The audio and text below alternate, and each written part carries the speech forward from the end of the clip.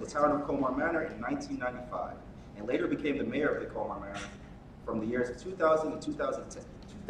10 years. Give us some.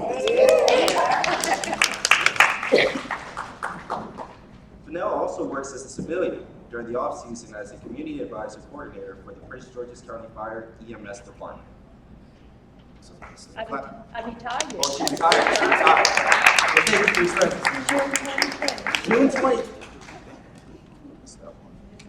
Very much thank you for your service. Next up, we have Cedar Barrows. Cedar Barrows was the mayor of the town of Colmar Manor from 2014 to 2022. Come on, we can clap it up for that one. Originally from Washington, D.C. and Brentwood, Maryland, she raised her 5 children in Colmar Manor and has lived here for 40 years. Before mayor, she served on the town council for 12 years. She worked for the Computer Science Corporation for 18 years, and most recently, the Port Towns Community Development Corp for 7 years. Come on, get some money. This is good work in our community. We gotta congratulate that. She is currently an accounting entrepreneur. She has served on a host of nonprofit boards of government commissions. Ms. Barrows majored in accounting at I almost said PG County. Y'all can see what informal. Prince George's County Community College and George Washington University. Can we clap it up for one more time?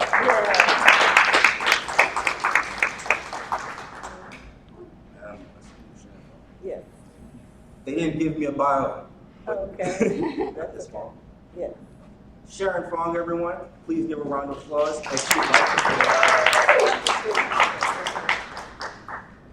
Yes. We're going to have a beautiful evening. She's the first. First African American family in the hold on. Now I got to redo that.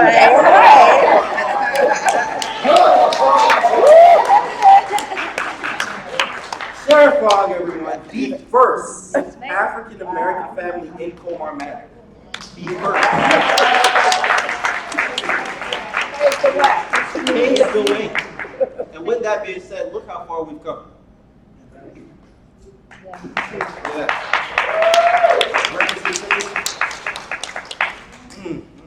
Well, let me go through our program really quick. We started with Brian, Cunningham Project. Beautiful sounds. Of course, he had me, my beautiful voice. And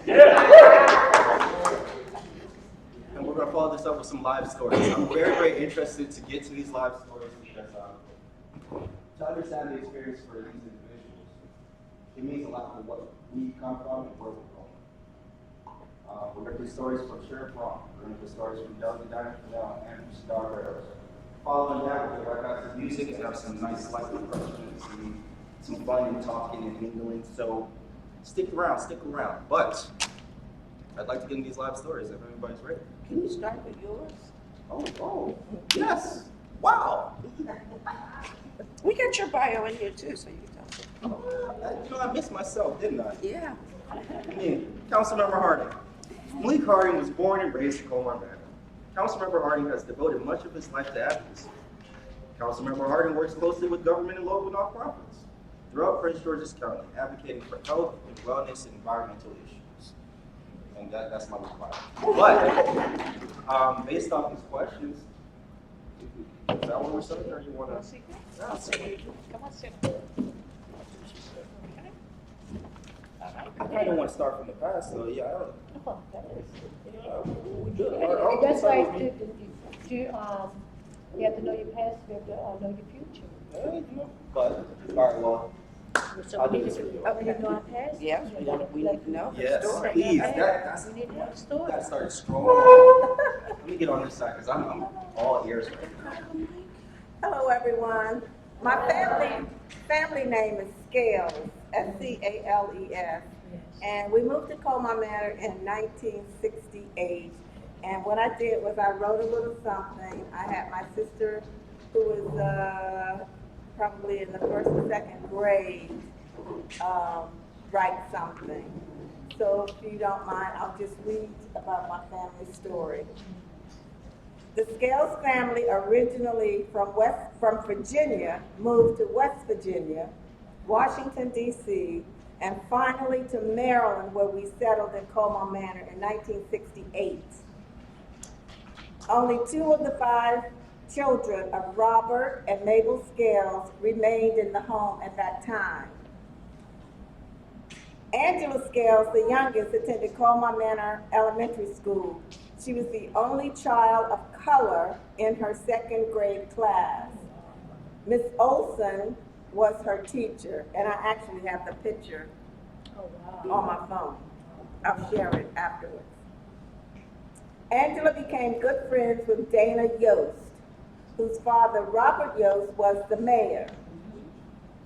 There were no grocery stores, fast food restaurants, drug stores in Colmar Manor, and no police department. At that time, we had to call the county. Life was less complicated, but racial tensions did exist. We had some good neighbors, but others weren't so welcoming. We had the police called on us for just being gathering. Let's see. Martin Luther King was assassinated, and Robert Kennedy had been mortally wounded when he was shot by Sirhan Sirhan, and the first Black Power salute was seen on television worldwide during the Olympic medal ceremony of that year. So it was tense. Over the years, the Scales family flourished in Colmar Manor. Some of the children moved into the house with our families over the years, so most of the grandchildren have fond memories growing up and or going to school in Colmar Manor. So I think it was like 3 generations. Some of you may know Marcus Smith, Angela, Hope. They were my siblings. Marcus is my nephew. Some of the memories are Sunday dinners, birthday parties, and cookouts in the backyard, playing tag, riding bikes, school plays. We had the first Boy Scout troop formed in Colmar Manor, and I was one of the den mothers.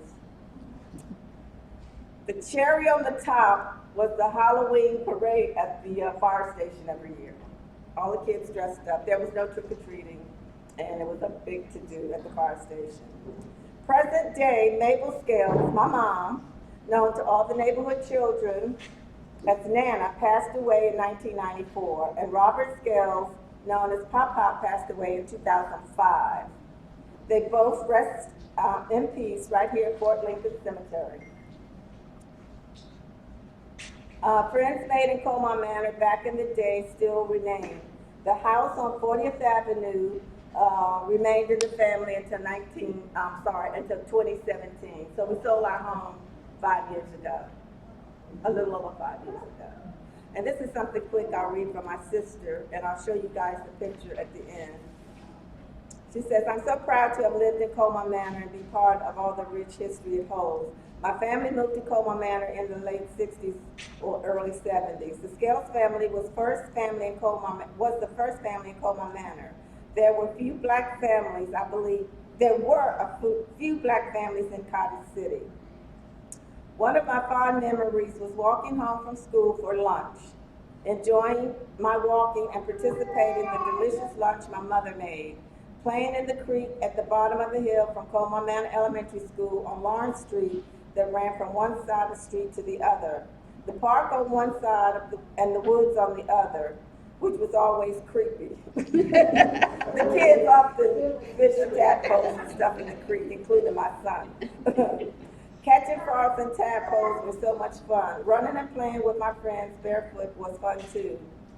Dana Yost, the mayor's daughter, was my best friend. Everyone played together. So the kids seemed to have gotten along, but there was tension with people of color moving into the community. I watched the white flight take place over the years that yielded beautiful black families to become homeowners and raise their children. Even our family had 3 generations who were raised in Colmar Manor. I witnessed African Americans take pride in the neighborhood and become council members, councilwomen, and mayors. That's from my sister Angela. Thank you.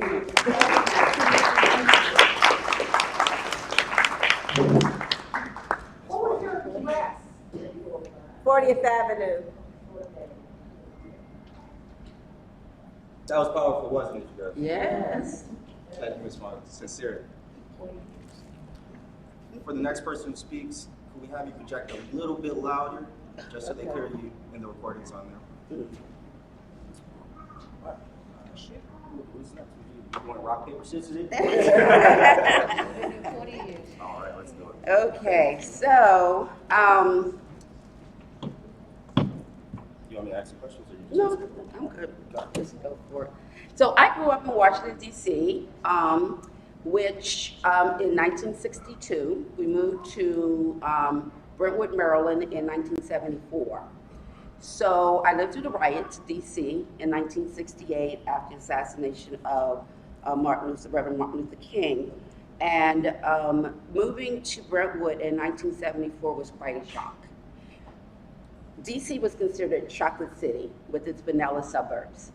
And very seldom would you actually venture yourself into Prince George's County, even in 1970 something, because it still had the sundown attitude that if you were not in one of the black towns, Fairmont Heights, North Brentwood, Eagle Harbor, or Glen Arden, that you did not belong on the streets if you were not white.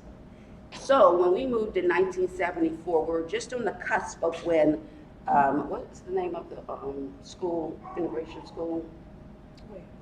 When they integrated the school systems, when the law changed and they started to integrate the school systems, I think around 1967, 68. They started at the elementary school level and then started to move up the grades. So when we moved in 74, it turned out I was going to have to go to public school. I went to Northwestern. They had only integrated 2 years prior to me going. I went in 1976. Excuse me, Brown versus Board of Education. I'm sorry, yeah. So it had just passed then, and so they were just at the high school level. And so I was happy I was 2 years later than the integration, because apparently it was explosive. The white flight became really significant during that period of time. Over a period of time when we moved to North Brentwood, we went to Brentwood, which was predominantly still white. People were abusive and mean. In school, I didn't find it so much among the children. But people will tell you even till today, the most segregated place you'll ever find is a school cafeteria. And I'll say a little bit about that later on, but that really has to do with people wanting to be close to what is culturally something they're comfortable with. And so even though we got along and the diversity was there amongst the young people, people still have a tendency to sway towards those people of a similar culture. But we in Brentwood, people would come and they trash our front yard and paint our fence. We had a white picket fence, which my mother always wanted. It was a white picket fence. Turn our trash cans over and come and scream by, why don't you move to North Brentwood like you're supposed to? And other kinds of things I just wasn't used to growing up in DC and Chocolate City. So, but you know what, it was our cross to bear. We got through that, we lived through it, and we stayed there all the way until I got married.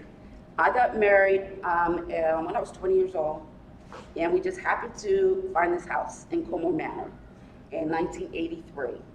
And we were able to buy a house back then in 1983, really, really young. I was pregnant with my first, and I believed it was this absolutely beautiful neighborhood. But it was still really predominantly white, even by 1983, but the white flight was fast. And so houses became vacant really quickly, and there was a lot of rentals going on, and there was a lot of like disturbance in that particular area. But Wayne Curry, county executive, Wayne Curry found the white flight to be a blessing for what Black people could actually achieve. And he made it his mission to make sure that Prince George's County could become a haven for educated Black people and Black people of skill. He made his effort. I mean, it was a little challenging for us down here inside the Beltway, because he did a lot of development outside the Beltway in order to create this haven for these people to have a place to go. I was happy to be a part of that experience, and he was a really highly respected man, but he operated under that thing without apology, because Black people generally have never had a place to be. And throughout the South, and Maryland is the South, that's where most Black people live. And so he took this opportunity to create this space where Black people of means and education could actually have a place to thrive. And so as the white flight happened, so did the opportunity. And with that opportunity is a lot of diversity. And I want to tell you guys a short story just about diversity real quick. And it has to do with Port Towns Day and experiences that we're having now and the way that we need to actually understand them. So when the Port Towns came together, Bladensburg, Colmar Manor, Cottage City, which was before Edmiston, everybody gave up their own town day to put the money in for Port Towns Day. So for several years, there was just Port Towns Day and we didn't have like a Colmar Manor Day. When Edmiston came in the group, Edmiston said, we're not giving up our town day. So then after that, Cottage City said, well, we want to do our town day again. We still did Port Towns Day. But Bladensburg said, okay, well, we're going to do a town day, but they weren't planning to do it. So it just so happened that Mexican independence was coming up. And they normally did it in Riverdale Park, but for whatever reason, they couldn't. So Bladensburg said, well, why don't we have Mexican Independence Day as Bladensburg Day? And they did. It didn't go over very well. It was really a nice and fun event, but the residents of Bladensburg just like had a heart attack. Like, we're calling this Bladensburg Day, but this is Mexican independence? What are we doing? So they had to live that down a little bit, but later on, 2 years later, a group who were doing Mexican Independence Day came to us and wanted to do Mexican Independence Day on the same day as Port Towns Day. So we said, okay, we're gonna figure this out. So we did, we planned it together, but we made a decision that we were not gonna advertise it together. It was going to be Port Towns Day, advertised in the African-American white community, and it was going to be Mexican Independence Day, advertised in the Latino community. We were both having it at the Waterfront Park, and the banners said Port Towns Day, and we only put the Mexican Independence banner up 2 days before the event. Even to the point that some people from Park and Planning going like, you can't have this event here, we're having Port Towns Day. And we're like, no, we're having both. And I will tell you this, and Mayor Fennell was there, Delegate Fennell was there. It was the most exciting event we have ever had. We got so many comments. We had the Mexican consulate there. We had 4 stages instead of the 2 that we normally had. We had, everybody was like, this is this huge international day. We would have had such a falling out if we had said we were doing this together. But by not saying it, but in causing all the people to be together, everybody just enjoyed everyone, and they start to understand. So we have to understand diversity sometimes is something that we have to be very sensitive about the feelings of how people feel about it. At the end of the day, when we all get together, we're gonna have a good time, right? Yeah. But sometimes it takes a little work to work that out. So that's my story, and I'm happy to be here.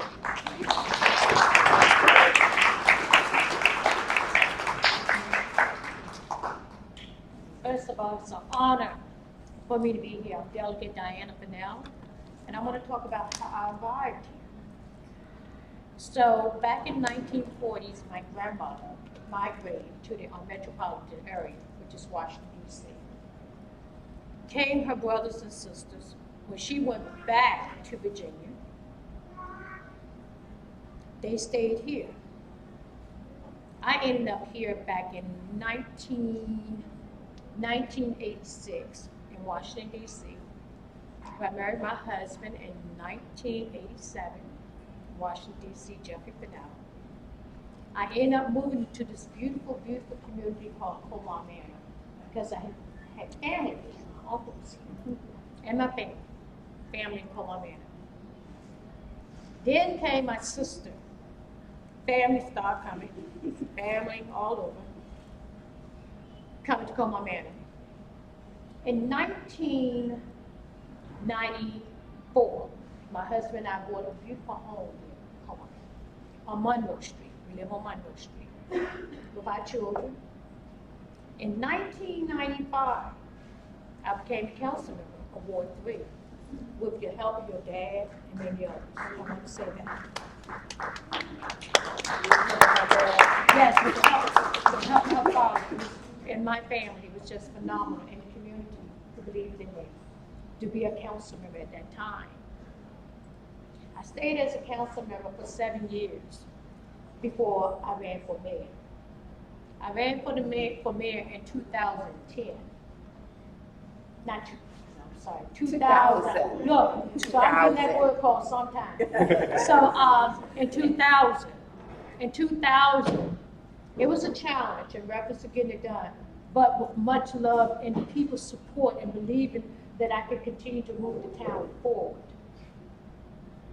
The first thing that I tackled with Peter Shapiro at that time, who was county council, Peter Shapiro at that time, was the state highway bridge, that Bladesburg Road. I did not think that I could be able to take on such a project, but we was able to get that bridge replaced. Peter Shapiro and myself in the community, that highway user bridge. That was one of the biggest projects that I was able to accomplish at that time. So I said, if I can do that for the community, not only just for Colmar Manor, Carter City, Bladesburg, and all the people that's going down 202 to go home, then guess what? I could tackle on other projects. Then let me come back and talk about the little community projects, which became bigger projects, like Hype Day, Port Towns Day with the help of Sadar Girls and others in the community. We brought that here to bring everybody together because we had that envision of making sure that we had that inclusiveness. Because being a person from Virginia, we used to have something called a peanut festival. We still do. Parades, peanut festival, and a gathering that people come together. And so that envision was we wanted everybody to come together to celebrate at least 1 or 2 days to just celebrate as a community. So that's how a lot of that got started. Then here we go again. We had a problem with overcrowdedness in Bladesburg Elementary School. So this was under the Wayne Curry administration. I called, and Howard Stone was the CAO at the time, County Administrative Officer. And I called him, I said, Howard, I need to talk to Wayne. Diana Fennell, what you need, you could call his house because you're Dorothy McLean Thomas' goddaughter, which I am, which is best friends with Wayne Perry's mother. I said, no, I want to talk to Wayne. Well, what do you want to talk about, Diana Fennell? I said, we got a problem with the school. Bladesburg Elementary School. We have so many kids in that school. We had about 35 to almost 40 pupils in that classroom. They wasn't learning. So he said, well, why don't you do something about it? I said, well, I'm trying. That's what I'm trying to get to him. So one of the things, where I'm going with this is, we was going to try to put the elementary school, which is what's going to be the first park elementary school on Parker Lane. Because of the history of this used to be a dumping ground. Colmar Manor used to be a dumping ground, as you know. Dumping ground in the back. Yes, dumping ground. There was methane gas that was underneath there. As you know, methane gas, the only thing you could build on a property like this, either have parkland or either prisons. So we couldn't do that. So that was scrapped. So Peter said, well, Diana, well, we try to get the church next door. I said, I don't think so, Peter. I don't know. I don't want to restrict that. So we didn't do that. So during that time, and it's funny that we're talking about this because in Annapolis they're trying to do something now, and I want you to see the pieces I'm trying to tie in. They're trying to do now and pass a law in reference to make an eminent domain for commercial property.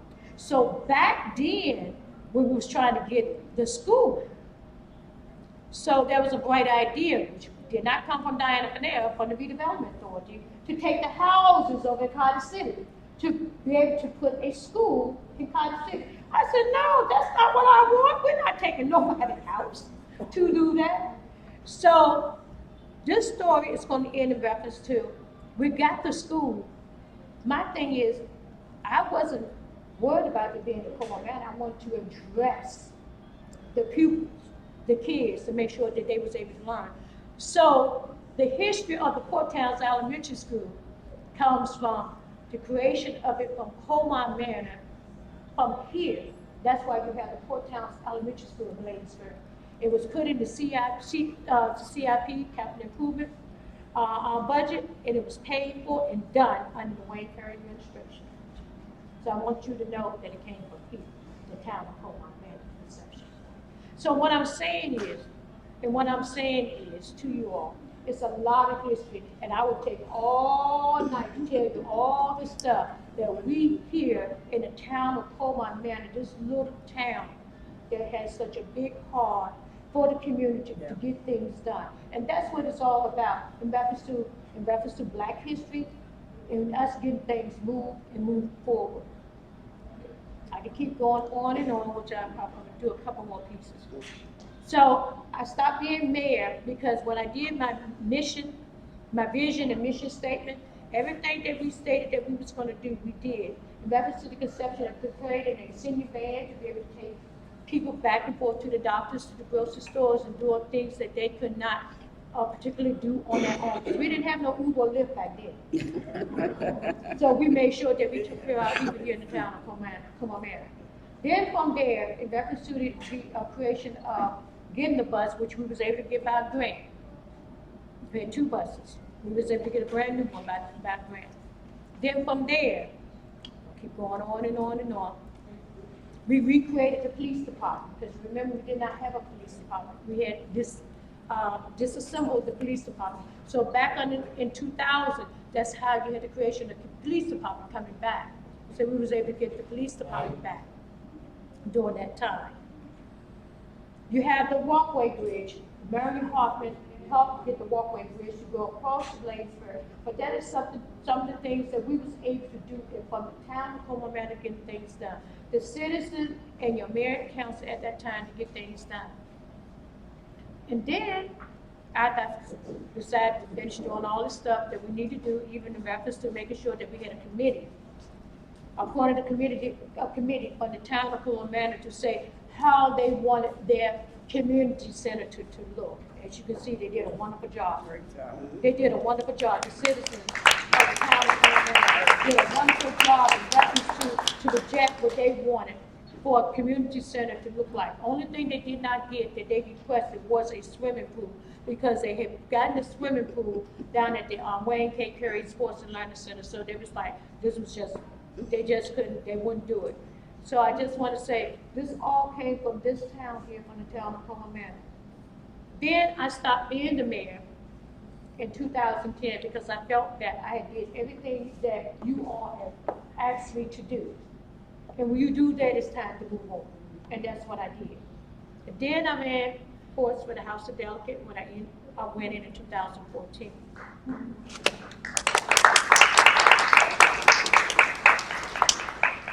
From this town, we made history again. In pushing, in reference to when I became the delegate, pushing the minimum wage, $15 minimum wage. But before then, I'm gonna go back again when Clinton was in office. I was in the background to make sure to make that happen, to make the minimum wage raise to $8 minimum wage at that time when Clinton was there. But I did it in the background. That's the reason why they picked me to do it in the front in the state of Maryland. And it was an honor to do that. But I was also nervous, and I had so many people that was against us, come from this little small town we live right here in town, Colmar Manor, to get that done. So we was able to get that $15 minimum wage, which I wanted it to be effective then at that time. Now it's 13.25. So now we have a new governor, the first Black governor of the state of Maryland, named Wes Moore. Wes Moore came to me. One of the things he came here to this small town of Colmar Manor, to our community birthday, community give back, the town of Colmar Manor. He said, you know what, we need to make that $15 minimum wage, do it now, let's do it now. But guess what? He put a bill in to immediately to make this $15 minimum wage effective. It has not passed yet, but it will be coming in front of my committee on the Monday, which I was the girl for the $15 minimum wage. She called me and said, we're gonna get this done. And when we get this done, we're gonna do the biggest press conference ever. I said, hallelujah, for the town of Colmar Manor. And this is what I want to say for the town of Colmar Manor. And from you all, from your daddy, in reference to believing in me and believing in us and what we can get done. That's important, when you have people to believe in you and what you can get done. That makes a world of difference, because that love and that support is everything. Because you cannot get anything done by yourself. You cannot. So I want to just say that, and just and I end on this note, that people say, well, you haven't moved to Colmar Manor. So for what? Why? It's the most friendly and welcome town that I have seen other than my hometown in my life. That you can be able to go to your neighbor's house, your neighbor can have a key to your house. They look at you after your house, you can be traveling, that we can go and we sit down, girl talk, boy talk, whatever, cook out. It's a family. I live in the town of Colmar Manor because it's a family, and we all get along, and we love each other. And that's the main thing. Community, community, community, community, community, community. So I just want to say, that's my Black history. That is my Black history. And that is my history. So I just want to say, and recognize my sister who came a year after me, Dorita Epps. Family, family, family, all of your family, and I stand on you all shoulders. And I thank you for what you have been able to give me and constantly give me, to making sure that I continue to push not only Colmar Manor, but the state of Maryland and the 47th district. And I also will end it on this note. The Speaker of the House appointed me as Assistant Speaker again from Colmar Manor.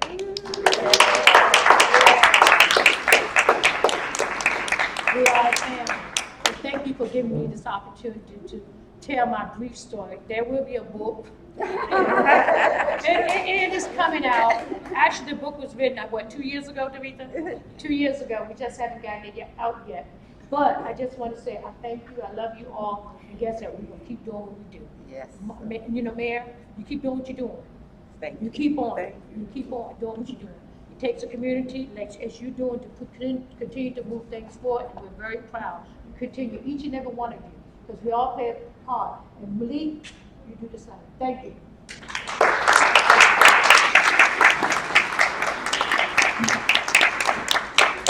I feel like that's a very hard act to follow. Oh, no.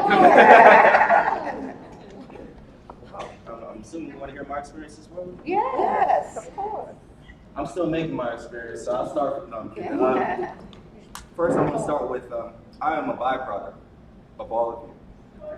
Everything that you've gone through, everything that you've done to get to where you are, has made everything possible for where I am now. So I have to first say that and let that be acknowledged. So I appreciate all that you all. Ms. Fawn, former Mayor Barrows, Delegate Dunn, thank you. You're welcome. And I'll continue. So my family's Jamaican. So,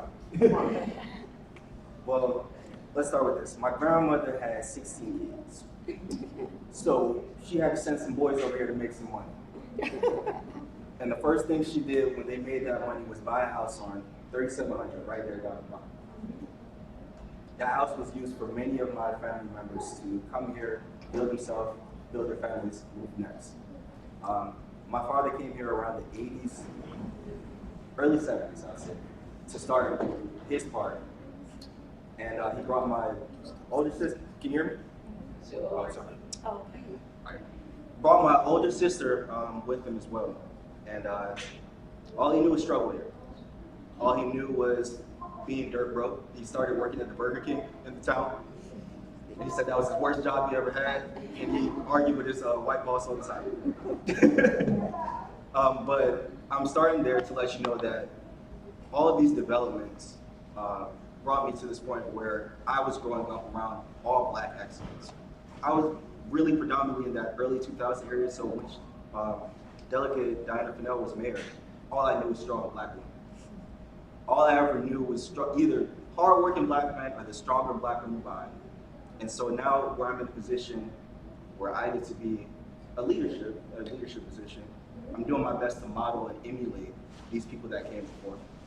So the reason I'm saying my experience is still building, because a lot of times when I think about Colmar Manor, I think about my childhood and how walking through the streets, even on summer nights, hearing people on the porch just having conversations. There wasn't a block you couldn't go down where people were outside enjoying themselves. Seeing the black faces and seeing it transform to the more diverse faces that it is now. And how all of this matters because it took these people to make it available for us to be here. Before this, you should have seen the posters that we had on the wall. It will show you it was very much predominantly white neighborhood. So to look out now and see everyone here that are residents, it's a beautiful thing. And that's my Black experience. All right. That's beautiful.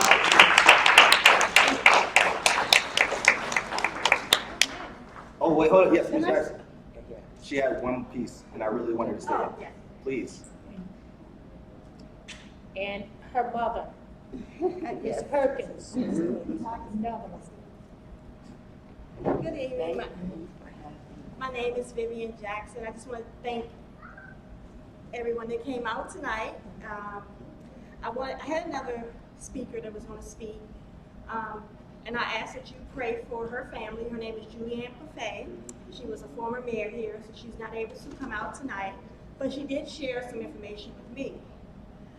She moved into town in 1972. At that time, like Sharon, it was a few African-American people in town. And her welcoming to the community was a burning cross in front of her, on her front yard. Well, they tried to do it again. But the second time, when they came to her house, she had a shotgun. So that took care of that. That didn't happen anymore. One of the things that she told me about Colmar Manor was that the Grand Wizard of the Ku Klux Klan lived right here in Colmar Manor. The house is still standing. She said he's probably rolling over in his grave right about there, flipping and doing flips because the African American family lives in that home. She would not give me the address, but she said that they lived in that home. She also told me at one point in time, Fort Lincoln Cemetery was formerly all white. And that was her story. She had so much history and so much story. But before I get into my mom moved into this neighborhood. But before she moved into this neighborhood, I had to be about 16, 17 years old. And so I was working in this clothing store. And the clothing store was called Ann Taylor. Working this one to get money part-time. So one of the ladies that was working there, she was telling about the story. This don't make no sense. I went home and a cross burnt in front of my yard. And I'm from D.C. I was like, a cross? What's going on? I said, I never heard of that. She said, you live in Colmar Manor? She said, I would. I said, well, I ain't got to worry about me. I'm never coming to Colmar Manor. Moving forward, my mom ended up moving in Colmar Manor. I think it was 80. In the 80s. She moved here and she had her garden. She feeds the neighborhood. She babysitted most of the kids in the area. And because she moved here, my husband and I ended up moving on the same street where the cross was burned. Oh, Lord. 2 doors down. What that is. With that being said, I love the town of Colmar Manor. I tell everyone in my job, we have a diverse community. Yes. We may have had some bumps in the roads going back and forth, but we're diverse. I call us Little Mayberry. Yeah. Because I try, as I'm here, we know our neighbor. We know what cars parked that don't belong to be parked. We know when somebody's on, but if you allow, if we know when someone's on vacation, we know when something is off. We know when someone hasn't picked up their mail. The mailman knows that. So we know that, and we try to move forward. Keeping the community going. Every day I said I'm going to stop being on the recreation because I've been involved since my daughter Mariah was a baby. Since I moved into the area, since Delegate Fennell knocked on my door 3 days when I moved into the area because she knew my mom and said, we need to get you involved. Yes. That's what she did. She knocked on the door. You was new? Okay, hey, how are you? I'm mayor. Yeah, and she started knocking on the door. She said, what can you do? Whatever you can do. She made people to get involved. And I'm involved because I got a granddaughter. And also I want to see, I'm tired of hearing about the young kids doing things that they have no business doing because they have out of time and devil's workshop. So that's why I'm involved. But I'm also, Thank you. that's why I'm involved. But I'm gonna just say one thing. We're gonna eat soon. If you have any questions, feel free to ask the panelists. But we're getting ready to eat, and I want you all to give a shout out to Carolina Kitchen, which is in Highfield. They have and I just, my sister doesn't know, but I just asked her to say a little blessing over the food, if you all don't mind. And once while we eat, we're gonna start listening to the jazz. Okay. My sister, my name is Audrey. I love the Lord. That's Heavenly Father, thank you for this gathering. Thank you for everybody that came out. Bless this food that we're about to receive in Jesus' name. Amen. Amen. So I want to say, All right, thank you. So you start playing. well, I'm going to. Oh, the mayor, the former mayor has some And you questions. said that they could ask questions. Oh, y'all have questions? You can still ask questions. So I wanted to say something about this lady.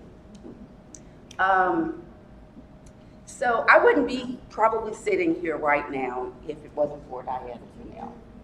When Diana first came to the community and she ran for Ward 4, as she said, in the late 90s, she was really building up energy because we were living here, but she was about to make moves, not just living here, right? So fortunate enough, Mayor Garrett, and Mayor Garrett was a white man. He believed in her and really pressed and pushed for her to become mayor and worked on that. He understood that that was the next step that we needed to take. But when Diana decided to run for mayor, and I met her because Mayor Garrett had brought us in all to meet with her and Reverend Addison. And Reverend Addison is someone I wanted to mention because Malik worked with the End Time Harvest Ministries, and is a really big part of everything that's happened in growing our children at all levels of diversity and to actually expand. And the reason why probably Malik is sitting here right now, because he got introduced to so much. But Diana came to me, seeing me in other kinds of environments, and asked me to run on a ticket with her when she ran for mayor. And I, blowing my mind, said yes, because I had no intentions of ever being in politics whatsoever. I'll say that 22 years later, but I did not. But, you know, I mean, just her passion and her way of saying, you need to connect, is the reason why I got involved. And I want to thank her because she's brought a lot of people along. You have no idea how much in what she does in her heart was to expand us. And this building, which I want you all to know, this building would not, I mean, even though it was a committee that worked, she put the committee together and worked very hard. A lot of people were against the idea of building this building. I probably saw no, just because of the cost and what it was going to cost the future generations. But after the building was built and Diana was no longer mayor, and then I became mayor, it became my mission that this building would breathe. And I brought Diana here a few years ago to say, I need to show you this. It was a Wednesday when Breeze was here with the seniors all upstairs, and it was open gym downstairs. And you had 40 men downstairs, 40 black men downstairs managing themselves. And that was what it's all about. When you talk about, oh, black men on the streets and they're doing all this. No, they were down playing ball, organizing themselves without a problem at all. Our seniors were up here doing what they were doing, and then Zumba was happening in the background. And she cried because that was her dream, was to actually have it happen. And I was happy to be a part of moving that energy forward. But I love you, sister, and I love you for everything that you've done for all of us and bring us all forward. I want to thank Ms. Jackson for inviting us here to speak. And I really actually want to appreciate and know how much I appreciate all of you guys and everything that you continue to do. Continue moving forward, Mary. So, okay, we're starting, and this is going to play it before. I don't want the night to get away from us. Look at this. Look at this. Look at the play.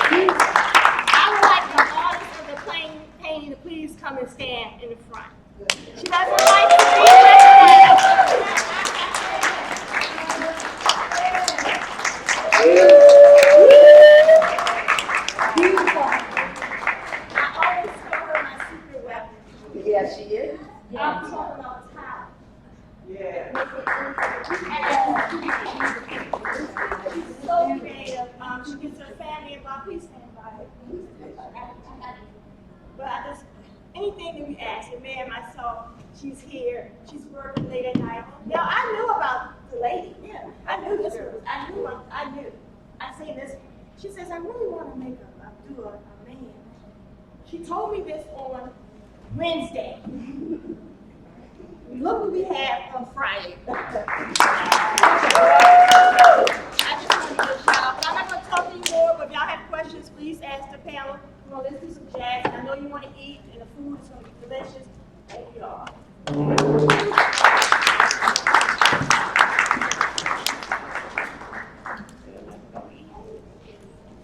That was great. Thank you. I appreciate it. And yes, it's good to see you. I can't get away. Between the So if you don't know me, my name is Colmar Manor, Colmar Manor. And thank you. So I just want to share that I wouldn't be here. Oh. I would not be here if it wasn't for Miss Vivian and for Mr. Rita. So when I first moved to the town about close to 10 years ago, they were the first people that I met on the street who welcomed me and invited me to come to the building. As I've lived here, I've appreciated the Black leadership that we've had for 40 years. For 40 years, we've had Black leadership in Colmar Manor, and that continues throughout Prince George's County. And I'm so appreciative of that. And former Mayor Barrow mentioned it.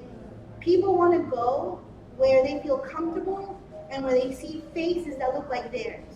When I came to Colmar Manor and I saw all the faces, I realized this is where I want to live, this is where I want to start my family, and I've been able to do that.